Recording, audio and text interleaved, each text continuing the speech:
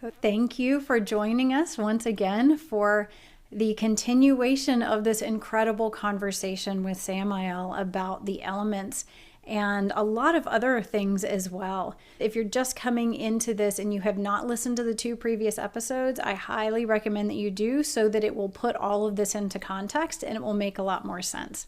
If not, totally okay. Just know that if there's some unanswered questions, you may want to go back. In this part of the conversation, we start with discussing language and communication and the various ways that communication comes through to us and the ways that it tends to shape our language. We also explore the element of fire as Samael goes deeper into what it is that he wants to bring through for us about fire and how we can work with that in our lives. And then also discusses the incredible gift and energy that is Coyote. We share an experience that my husband and I and Tava all have had with coyotes just in the last few weeks. And the incredible messages that Samael brought through about coyote medicine and how we can work with that as well. So I really hope that you enjoy this. Again, we'll start with a song that came through just to help to bring us into a good resonant place for the conversation. And then the conversation will just start right in with where we left off last week. Enjoy.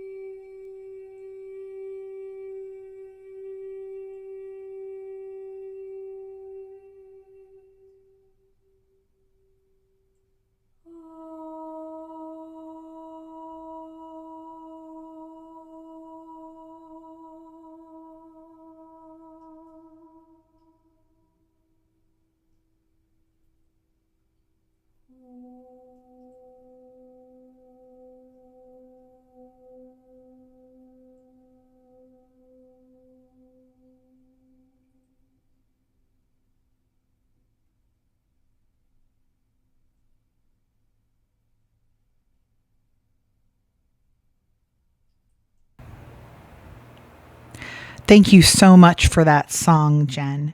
So, we were talking in the last episode about the importance of cadence and rhythm in speech. I don't think I realized how important rhythm and cadence were in my speaking, in my speech and writing until I was writing for others in novels. I'll give you an example. I went to school, I had an A in English. I know you're not supposed to start sentences with and. I understand that. I understand that in editing myself, sentences should not start with the word and. But when I write, and I do it everywhere, and I've had to tell editors, you can cross out all the ands, but I'm going to end up putting them back in because they're there for the flow of the way the speech sounds in my mind when I write it. So I have a character in my books named Alexander Scott. And Alex, I don't do this with any other character. He will end sentences with the word so. Like he'll say, I was just thinking about that. So, and that's the end. And it happens every so often. And I finally had somebody say, what the heck? And I said, that's the rhythm in which he speaks.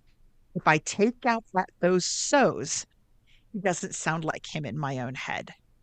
And I started to realize that each of these characters has a rhythm that I perceive when I'm writing their speech.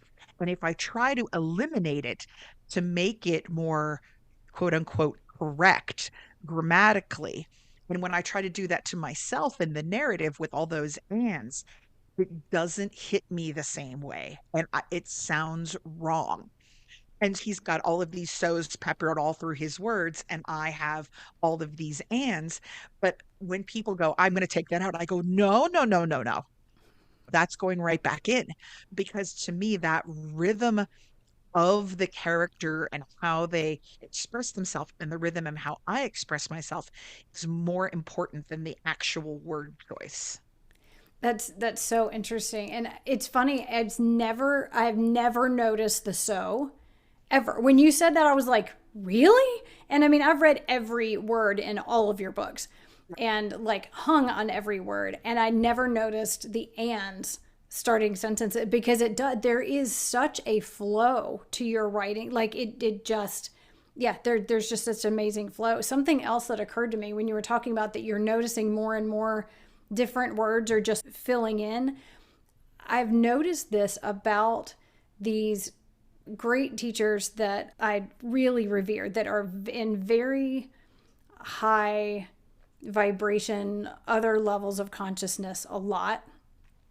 And I feel like I started noticing the way that they speak. I know that they are very highly educated people. They are, I guarantee you, they also got A's in English. They know proper sentence structure. They know how, the proper conjugation of these different verbs and how to match those things up. But when they're talking, and especially when they're really tapped in to these higher levels of consciousness, if somebody were listening to this, and I became aware of this because somebody that I know who's very much a skeptic and the first to be looking at somebody to try to figure out if they're like a charlatan or they're whatever, had heard one of these people speak that I highly revere. And I know that his speech is filled with wisdom. And there's an energetic transmission that comes through as he's speaking that is not tied to his proper conjugation of the verbs or whatever it is.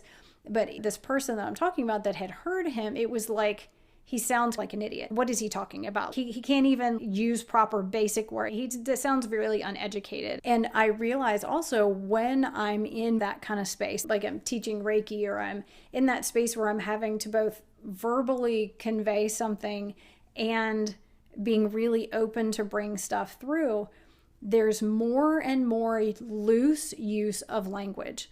It's like different kinds of words. Like something I did the other day, and Keith was still giving me a hard time about. I took some word and turned it into a verb. It was really creative use of language. It's like you're taking a word that's normally a noun or an adjective and turning it into a verb, or you're conjugating things in a weird way.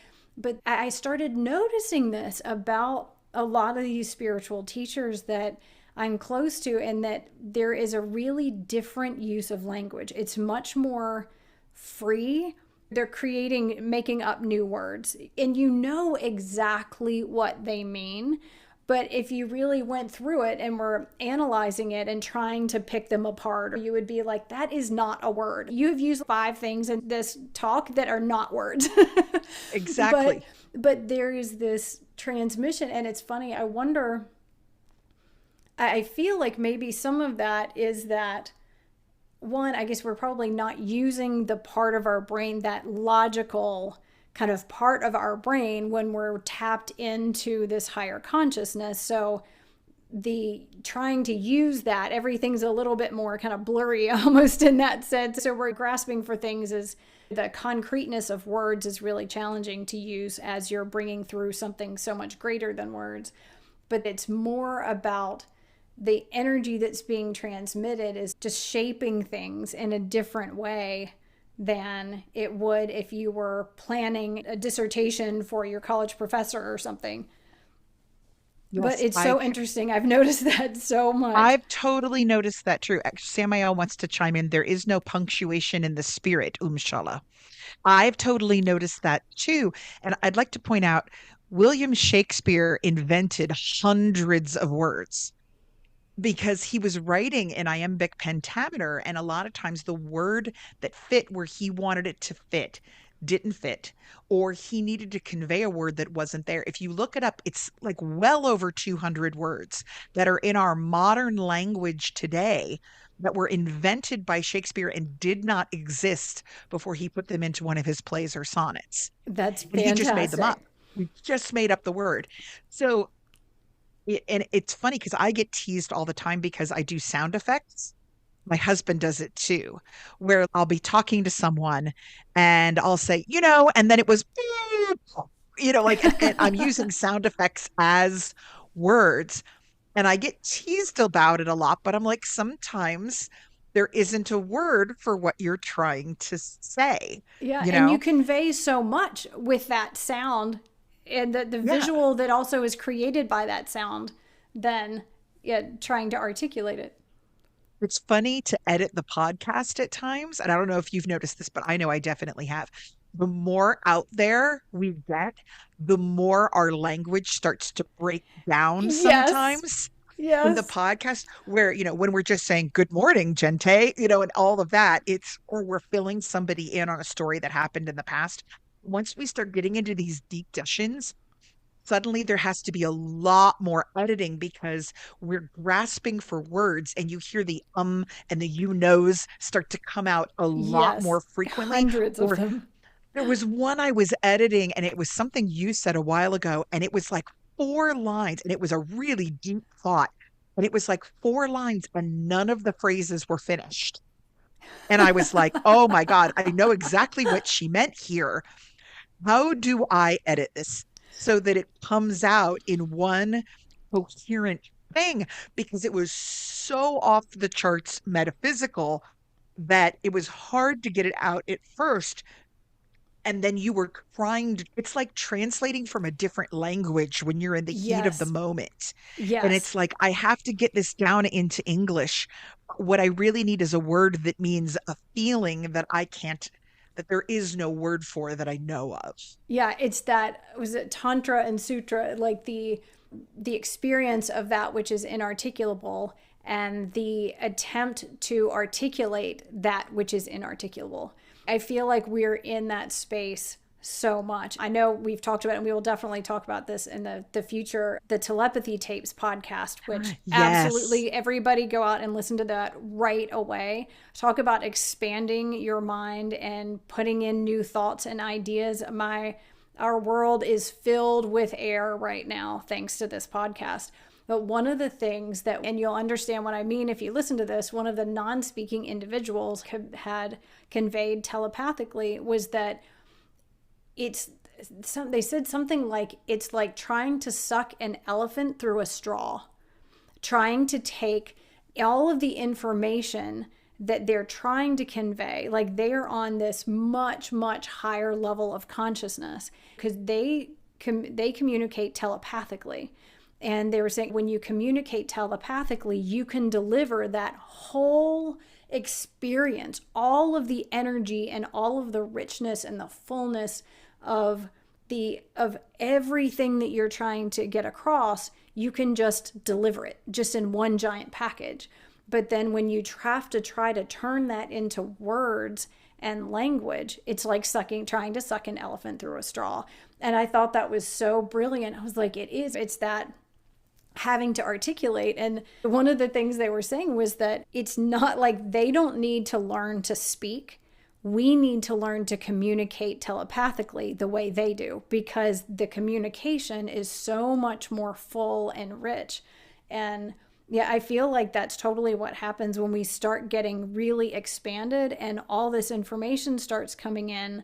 We end up sounding, I listen to myself sometimes, I sound like a complete idiot, but it's that I'm trying to suck an elephant through a straw and it's just Yeah. coming out. And there's lots of completely unfinished sentences and things. And I was thinking the other day on the way here, I was like, I need to slow down, force myself to slow down, because the energy gets so high and the vibration gets so high and the speed at which the information is coming in is so quick that I'm trying to then convey it in that same speed, which leads to 10,000 ums and you knows that have to be edited. I was like, if we just took a breath, that would help.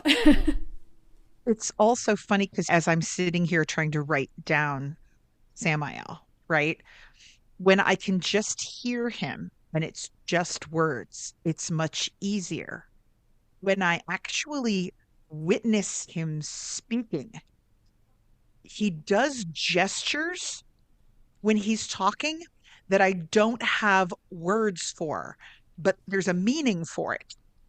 I'll give you an example. This piece on air just now, okay? So he did the eat the air at the time, blah, blah, blah, blah, blah. And then he says, stand in the storm, sing to the gale. Okay, that was the first time he used the word sing. Then he continues to speak. And then when he goes back to the topic of singing, when he says, and sing, sing at the top of your lungs, he did this little gesture. Of course, you can't see it on a podcast, but it will be on you. But he does this little thing with his hands frequently when he is going back to hit a previous word and expand on it. So the first time in that passage that he said the word sing, he simply said it. Then when he comes back and says sing again, he frequently goes like this, which I think is supposed to be I'm connecting to a previous thought to go more in depth with it. But when I don't have a way to convey, now he's doing the weird L gesture with his hands. He's trying to tell me that this section of singing is a subset of his previous mention of singing. He's not simply using a repetitive word choice. He's taking us back a moment.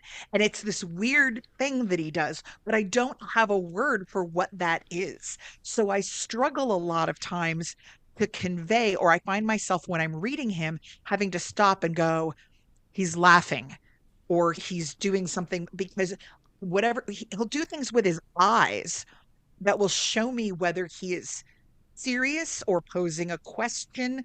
And I don't have a word for weird eye thing number 4 that allows me to give context to the words that are coming out.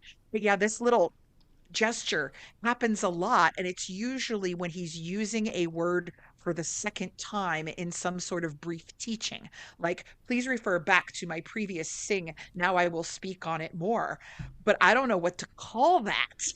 And Right. so yeah, I worry a lot of times I'm not getting across everything because when I can physically see him, there's so much more than just the words going on.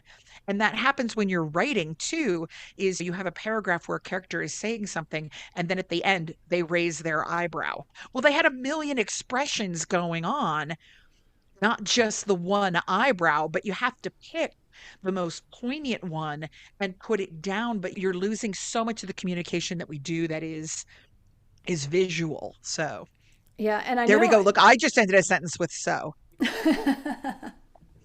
Now but I'm doing it. it was just the right flow. So It's interesting too. I'm sure, and I've heard because I hear you talk about him so often, and you're so blessedly conveying so many things to me from him in our just daily life that it makes such a difference, the sharing his tone of voice or the types of things. But I also recognize, like, you'll bring through the exact words and then you'll explain it a little bit, and it's like you're not just receiving the words, there's this other level of transmission that contains the energy and the essence of that. And if somebody were to just read the words, it would be very easy to assume it means something else or assume he's talking about something else. But you'll add, I know I have this feeling or I have this image of this, or, you know, there's these other sensory inputs that come in that help you to know exactly how he means it, that you couldn't possibly have gotten from just the words that he had said. there's a big difference when I see him. He has two poses that we sort of rely on. A lot of times he will sit with one foot up on the other knee and kind of sit back. And that's the I'm sort of, I'm going to say it, pontificating Samael, where he's just sort of letting you know the way it is. But then there are times when he leans forward And it's like the elbows on the knees, very invested, unbroken eye contact. You need to understand this. And even though the words that he's saying might not be different, there's a whole different meaning conveyed how he stands there. A lot of times when Samael appears, I will hear him before I see him. And he seems to love corners a lot. He will often be arms folded when he shows up in a corner of a room leaning against something. And then whether he stays leaning or starts to move forward and stand up is you're about to get two different experiences. One is just I'm listening and I'm making commentary and I'm letting you know I am here. And the other one is I am about to be very active. So sometimes I go, whoa, because of what I'm seeing versus, okay, he's here and he's just, picking back and offering observations. But there aren't words for that unless I stop and describe every pose. And then that gets in the way of the words that I do have. Yeah. And I know we talk about this so much, the limitations of words. And I've had so many little epiphanies that in the moment I'm like, this is so clear and I know I'm going to, and then I lose it again. Michael comes through me in sound and song and music and movement. And those are not easy things to translate into words. It's like I will need to Yes. do some kind of divination, like some clarity. I need answers about something. And it's frustrating sometimes because I'm like, I just need you to talk to me like Samael. Like, I just need some actual words. But I'm starting to understand. And I think the telepathy tapes have really helped me to understand this so much that it's like it's helping me to get more of the I am receiving a full package of all of the Yes. information. It's just that my need to translate it into words is the problem, and translate it into thoughts is the problem. And I'm really trying to embrace it is a complete transmission. And if I Yes. can just live with and sit in that energy and the vibration without trying to translate it then into a thought that has words or something concrete, that's how I'm being moved to work. That's how I'm being shown to work. And that's how I really get it. It's such a challenging thing. And I think there are probably so many people out there who are experiencing their guides in this kind of way, where I just get this feeling or this presence or this sound in my ears, or I need to bring through this song. But if I had to translate what I'm seeing in my third eye, seeing in my inner awareness, that's translating into how I know to make certain sounds and the emotions, if I had to turn that into words, it would be just a There's jumbled no mess. way. But There's I no think way. that wisdom from the autistic non-speaking individuals who are communicating through something called spelling, the things that they're bringing through really shows that limitation, and I need to stop trying to suck the elephant through a straw and sit with that and understand it really is information, and live in that and learn to live from that place, not having to put everything into words. Yeah, Samael actually says here, the majority of the angelic beings communicate in music, movement, song, or touch, but I have a foot in a different world. So he's the anomaly, I guess, or one Interesting. of the anomalies. And it's so funny because that's the anomaly. And yet, I think the majority of people, if they are like, okay, I'm listening, I want my guide to speak to me, they're expecting words. Yeah, And the vast majority then are communicating in these other ways. And they're thinking, well, nobody's speaking to me. I don't have a guide. Nobody's paying attention to me because I'm not getting any words. And yeah, I think really learning to accept those different forms of communication is clearly really important for us, because otherwise we're not getting it. And I love, love, love what he said about us taking those, I think he said whispers, and responding as though they were like shouting. And I don't think I'm getting either of those words exactly, but that's No, just it's a gist. when the divine whispers respond as if it is a roar. A roar. I love that. Yeah. So, and that's what I teach all the time in the Reiki, that, and I was just trying to get across to another new a class, brand new Reiki practitioners, is that it will feel like the most tiny, subtle little impulse to just move your hands over here or go to the feet or do something. But it is almost imperceptible for a lot of people. They're already really intuitive and they're used to responding as though it were a roar. And then it feels like a roar to them when they get something. It's like, oh, I had to go here. I know what I'm doing. But when a lot of people are first getting their first taste of getting communication and direction and inspiration from the divine or these other realms, it feels like this tiny, like the quietest whisper, just the slightest hint, and then you start convincing yourself that's not real and I didn't really feel that and why am I doing it? I'm constantly saying, you get that little impulse and you act on it, the impulses start getting stronger. Yes. And then it starts feeling, and eventually you will sometimes get roars because you have listened, and it almost feels like the other side, the side that is sending this stuff goes, yes, okay, she did it. Now I'm going to say it a little bit louder. It was like it opens that, it sticks that foot in the door, and then you pry it open a little bit more every time you act on those things, those little inspirations and nudges. And then before you know it, you do have things where I'm like, I can't not sing. I think you were talking about at the very beginning before we even started, and Samael was saying, is she going to sing? And I was like, I could say I'm not going to, but there's, I would not have the ability because the impulse would get so strong. I would be like, yeah, well, I said I wasn't, but I'm going to explode if I don't. So I don't know if I told this story. I might have told it a few weeks ago because it really struck me. My friend Mark, and Mark listens to the podcast. So, Mark, I hope you don't mind that I'm using your story. hi, Mark. Hi, Mark. He was talking about being in the woods and he has a sit spot, a place you go and Oh, sit and yeah. sort of get in touch with nature. And it was a very windy day. And he was out sitting in the sit spot. And I hope I'm telling this correctly because, anyway, this is what I got from it. So, he was sitting in the sit spot and the wind was picking up and he felt like, I need to move. And he got up and took a couple of steps away. And then this massive tree fell onto his sit spot. And like huge tree just came down. And he left me, Marco, afterwards. And he's like, I am shaking. He could have been there a few minutes later. A lot of times, I think what we're waiting for from our guides is something on the scale of tree falling.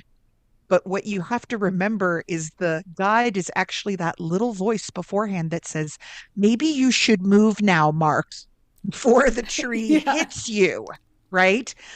It's that feeling, it's that impulse, it's the wind is picking up a little bit here. And if you do trust it and move, you will be on a completely different path than being crushed by a giant tree. So listen for that whisper before the tree falls.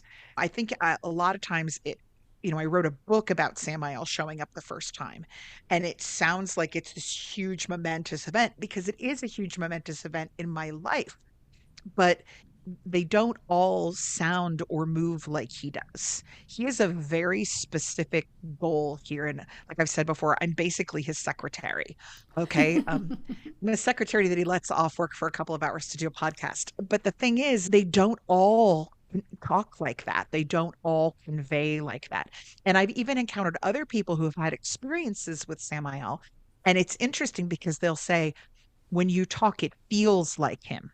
And sometimes their experiences were a little bit more of on the emotional feeling level than necessarily. Apparently, he's quite chatty with me in particular because he knows I'll write it all down. Just keep in mind that sometimes a lot of times the divine is a whisper, but then respond as with the same level of magnitude as though a tree was falling near you.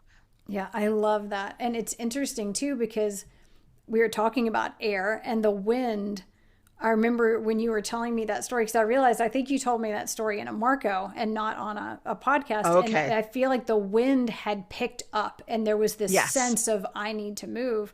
And so often the wind is an indicator of spirit. Like the wind will pick up and it's like an acknowledgement from spirit that I'm listening and I'm aware, or you're on the right track, or it's a move, or it's an energy. But I think it's interesting that the wind was bringing that in, and we're talking about air. Yes. Awesome. Now, I do have what he said on fire during the break. Do you want me to go ahead and go on to that? Yeah. All right. If you remember, he said, fire is change. Routine can be comforting, but it can also congeal and turn one's blood to stone. Fire and heat and fire are the remedy. There must be a balance between creation and destruction. And without occasional destruction, the room to grow is stifled. What have you held on to for too long? What has not proved its worth? Feed it to the fire, send it to the flames. Find the thing in your life that sticks like a thorn in your consciousness and ask, will it burn? And then what comes next will appear, the learning to live without.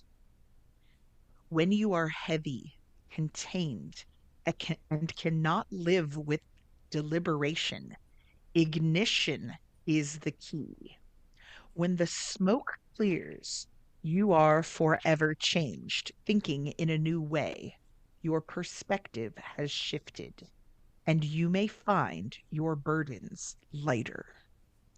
I don't know if anybody here has is a Thoreau fan. Walden, I know a lot of us were Yes. assigned to read it in high school. One of the most famous lines from Walden is Henry David Thoreau saying, I went to the woods because I wished to live deliberately. He and Ralph Waldo Emerson had the same concepts, but Ralph Waldo Emerson said it in a really beautiful way, and Thoreau actually practiced it and sometimes said it in a way wasn't quite as graceful, but it was the same philosophy.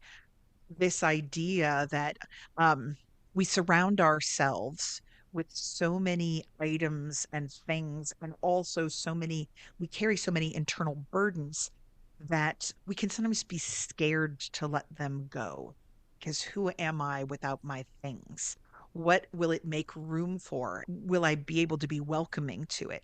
There's a great part in Walden where Thoreau has this cottage in the woods with basically nothing in it to make room to try to leave all the possessions behind and just have what he needs to survive. And it's like day 2 or 3, and he goes out walking in the woods and he finds a couple of stones and he brings them back to the cabin. And then he immediately realizes, oh my God, I'm starting to create knickknacks. I'm already filling this up. Even if it's just with stones.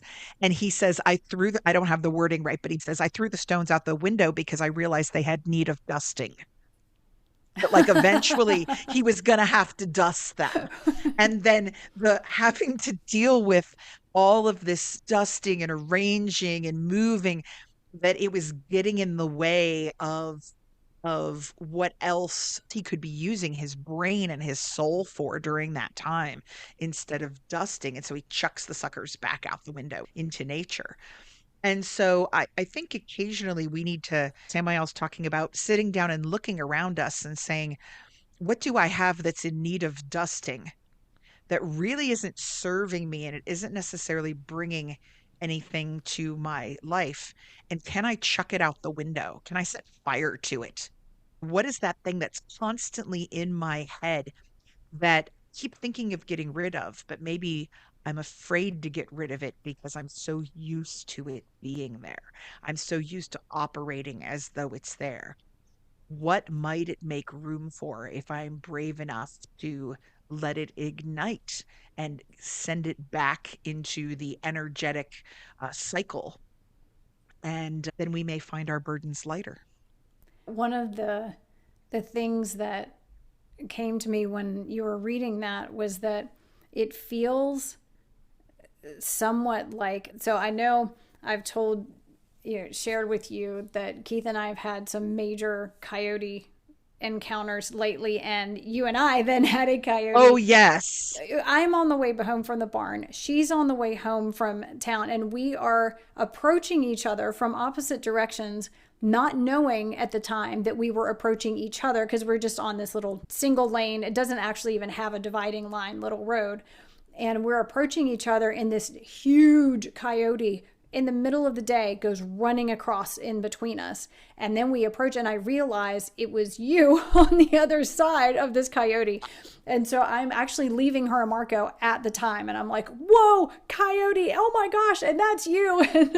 And then Samael went on this long thing about the meaning of coyote and what coyote was coming to teach us. And it was really profound. And one of the things that struck me when he was talking about fire and how habit can be comforting and helpful and beneficial, but too much of that can be stifling and turn our blood to stone. And I was thinking, that reminds me of some of the things that he had told us about the energy of coyote. It's like coyotes leap the fences and the hedgerows and roam free throughout the mountains and don't follow the rules. They're outside of that, and that there's this necessary element of that, breaking out of that, breaking out of the routine, doing something different. And it actually, it feels like I'm feeling this undercurrent beneath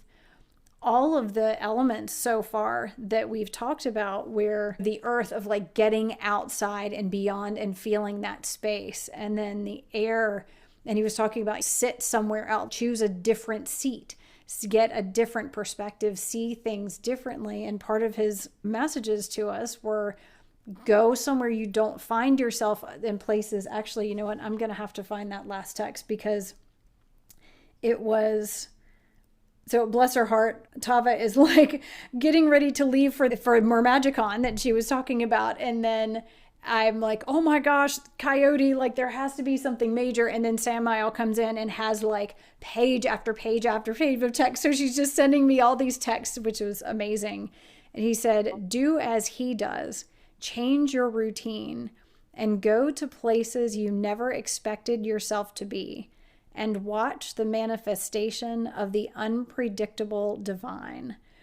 And I thought that was just so perfect. And it sounds like so much like that would bring in that element of air, of that changing things up. And then the energy of fire that he's talking about, of breaking out of some of those routines and bringing in that space. What do we need to burn, to release, to allow ourselves the freedom to change and shift? And I just kept thinking, I cannot seem to shake that Coyote, all of the messages of Coyote that came through him, and what feels like some undercurrents of all of what he's telling us about the elements.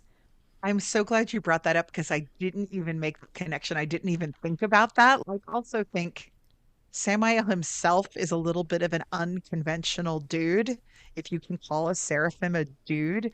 If you look at him in all the old text, he's both described as an angel and a seraphim, but then because of his association with Lilith, he's also described as like the king of demons. And so he has this, a lot of what he embodies, I think, is this concept of I am not easily defined. And that people who necessarily try to say, well, you belong to one realm, or you belong to this group, or you belong to this race, or you belong to this particular strain of energetic practice, he always tries to encourage us to think outside of those definitions and to remind ourselves that as humans, we very much like to put things in boxes. It makes us feel safe. We like to know what to call things. We like to have the right word. And we like to know when we're approaching something exactly how it should be addressed and dealt with. But what he likes to point out is that we are natural divine beings, and that's not how nature and the divine work. That we can't have all the answers before we approach something, and that no matter how much we think we've put something in a box, that's when something's going to pop out the other side, and that our sense of control is illusionary. And the more that we embrace that, the more we allow the wildness of ourselves to come through. It was funny because I was at Mermagicon the other day, and this woman came into my booth. And the way that I had the booth set up, like my novels were down the left side, but the book of Samael and my introductory book on witchcraft and I think the bone book were right next to me. And she came into the booth because she was actually an author and she wanted to do the event the following year. And she was kind of wanting to meet other authors there and talk a little bit about her book and find out, just kind of figure out what she should do the next year. And within a couple moments of us speaking, she had this look on her face and she said, well, I'm a very Christian person, which of course you talk to me for 2 minutes and you realize that I completely respect Christianity and I think it's lovely. That's not what I am. And if you come into my booth, oh God, like in between the pagan poppets and the spell kits and the, metaphysical books, like that's not that's not sort of the realm that I am proficient in. And what was really funny was she looked down and she saw the book of Samael and she said, "What is that?" And I said, "Have you heard of him?" And she said, "I think I've heard the name." And I thought, okay, how am I going to sum him up in a sentence for someone who was already looking sort of terrified? And I said, he's my teacher. He's my teacher. And he belongs in more than one world. And I was straight up with her. I said, some people say he is a seraphim and among the highest of angels, and others want to put him in the category of he belongs to the darkness sort of thing. And again, she looked like she'd forgotten how to breathe. And I said, but here's the important thing. He wants to remind you that you don't have to be any one thing and that you are perfect and divine the way you are.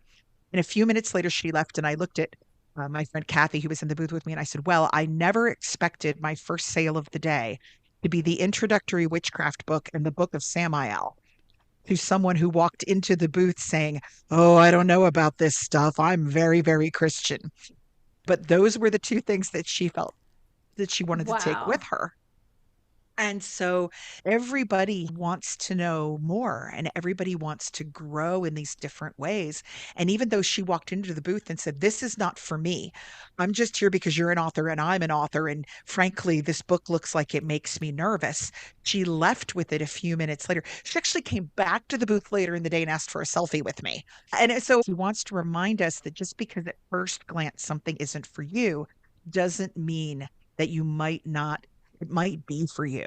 And that was something that I got even walking around the market with him. And guess what I now guess is our last podcast, that this preconceived notion we have of this isn't for me, it's all for us, all of it. Yeah. And it was interesting. I was thinking maybe it would be good. I have all the text pulled up on my phone. I could read what he said about Coyote because it's so pertinent to what it is that we're talking about. Will you also tell the story about Coyote that happened a few days earlier on your property? Yeah. Because they So don't know that.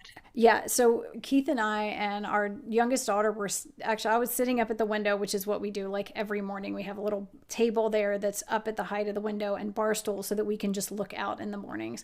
And so I was sitting there and having matcha and looking out, and I'm like, what is that? And so we're watching, and there was a group of deer down in the back, like a large group of deer. And then all of a sudden, the deer just freaked out. One of them freaked out so much it ran straight into the trampoline that was in our neighbor's yard. And we were like, what in the world? I mean, they were standing right near it. How did it suddenly forget there was a trampoline there and just smash into it and ran up? And so we were like, what is going on? And then looked. And I'm looking down in this natural area that has like higher grass than like the let's just beyond like the mown lawns where the deer were. And like, is that? And it was just the presence of it was incredible. It was huge and it was colored like a wolf.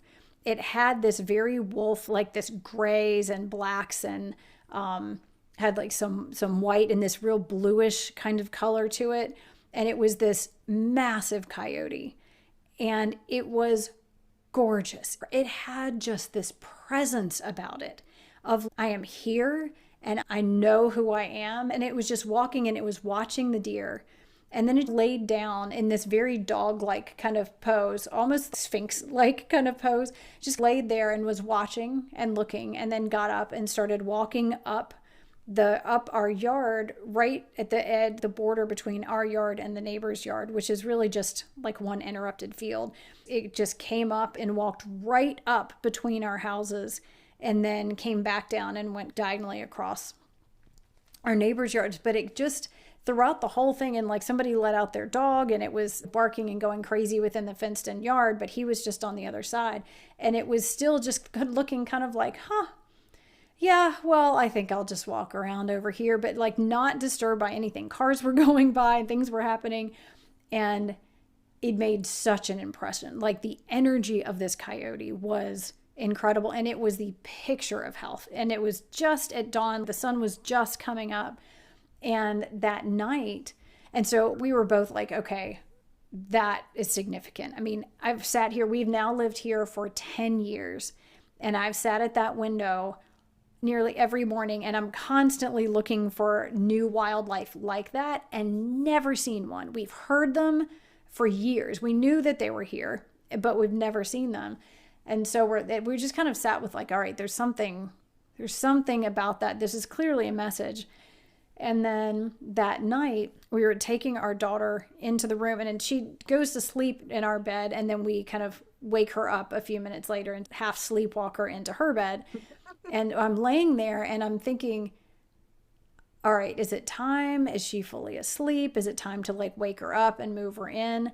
And I kept getting this sense of kind of like, not yet. But it was a bigger sense. It felt bigger than, am I going to disrupt her? Is she going to wake up too soon or something? And then all of a sudden there was this whoosh, like energetic feeling that was like now.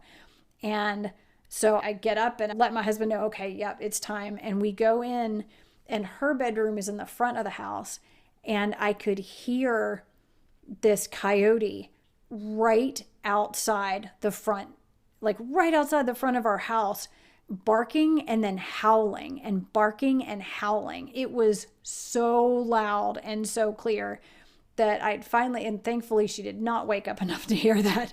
And I go in the other room, and my husband looked out the front, and he said it was sitting right in the field, like right in front of our house, just head back, just howling and howling and howling. And then once we noticed it, then it came and it walked right towards the house and just straight and down the road, like right in the middle of the road, just right down the road. And we were just blown away. It was like, this has to be, like, this is about the most clear, powerful sign. Like, what does this mean? But we were still having a hard time figuring it out. The one thing that really occurred to me, though, was that it was using its voice and it was singing. And the fact it was like right out in the front of the yard, and that it's like it was singing. And a lot of times people will say with spirit guides and omens and things like that, in your backyard tends to have to do with maybe how something is showing you to live in your personal life. And then in your front, if something showing up in your front yard might have something to do with how you're meant to be out in the world. And I thought it was really interesting that it moved from the back then, and then by that night it was out sitting using its voice right in front of our house, like right in the field just across the street. It was really close. So yeah, so we of course left Tava Marco, and we're like, oh my gosh, coyote energy really strong. And then we come back, and then we were gone for a few days, and we come back, and I think it was like the day we came back that the coyote ran between us, and it was like, all right, what is going on? And this clearly involves you too. If it ran, I mean, how you even managed to orchestrate something like that, where the timing of the two of us approaching each other, not having any idea That we were like doing that that we were from doing opposite it. directions, same road. And it's not like it was like it couldn't have been the exact same one. I mean, you live miles Oh from no. me. And that one looked completely different too. Yes, Though that one yes, was very light brown, tannish, white kinds of colors. And yes, though, yeah, and the one that we saw looked so wolf like in its coloration. yes. Really, it was, yeah. And it was just funny because I had just listened to the Marco about it, I think the day before. And then I was like, oh my God, is that there it goes? It was huge. So, yeah, so she's getting ready then to go to Mermagicon, and it's like, all right, what is going on? And she said he started chuckling and he said, spring is coming, Shala. Did I not tell you? Because he keeps telling us that we need to rest up because in the spring, it's going to get crazy. Like stuff is going to start coming in and all these songs are going to start coming in and all this stuff is going to start moving. And so we're like, oh boy. And he says, a new guide has arrived. He runs the mountains without boundaries or fences, and there is joy in his stride. Why is the trickster important, Umshala? What purpose does he serve? Think on this, and on why he is necessary and celebrated. He is play. He is laughter. He jumps the fences or roots out the posts. He refuses to be one thing. He is transformation. He is shape-shifting. He speaks to all. There is a reason he appears in all the old tales, regardless of tribe or place. He is the beginning of the story, the genesis for learning and accomplishment. He is a fundamental truth. Without his chaos, the world stagnates and dies. The trickster loves and plies his trade without regard for race, power, or societal norm. He is the flaw in the design, the spot in the armor where the arrow may penetrate. He dances outside the lines. He causes invention and revolution to occur. Good trouble, Umshala. He is good trouble. He topples kings and makes their gods look over their shoulder.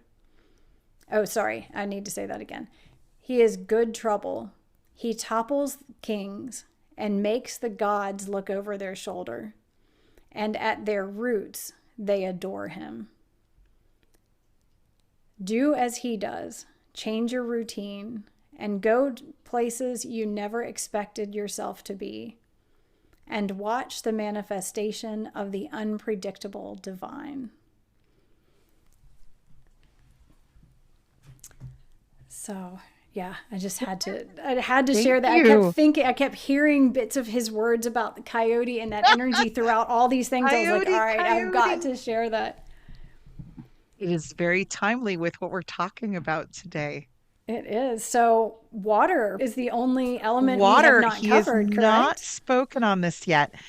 I have a nod. Uh, would you like to sing it? Maybe because you know Sure. that helps everything think through, and that will be like would well the last one was going to be our opening song, but then it turned out to be an elemental song. So I don't know if this song will become an opening song or a closing song or something Yeah. entirely different. We are Yeah. in We'll have to Cinnabon find out. territory, people. We're aiming Exactly. for JC Penney and we don't know where we are now. Yeah, so I will do that. And if what comes through seems like it is not the opening song, if an opening song comes, I'll just go ahead and while I'm hooked up, I'll just go for that one too. And it'll give you That plenty of sounds time to great. write. Oh my God, it was so funny listening to you read that whole coyote thing because frequently when he talks and I'm texting you, like I just text and I don't really remember a lot of it.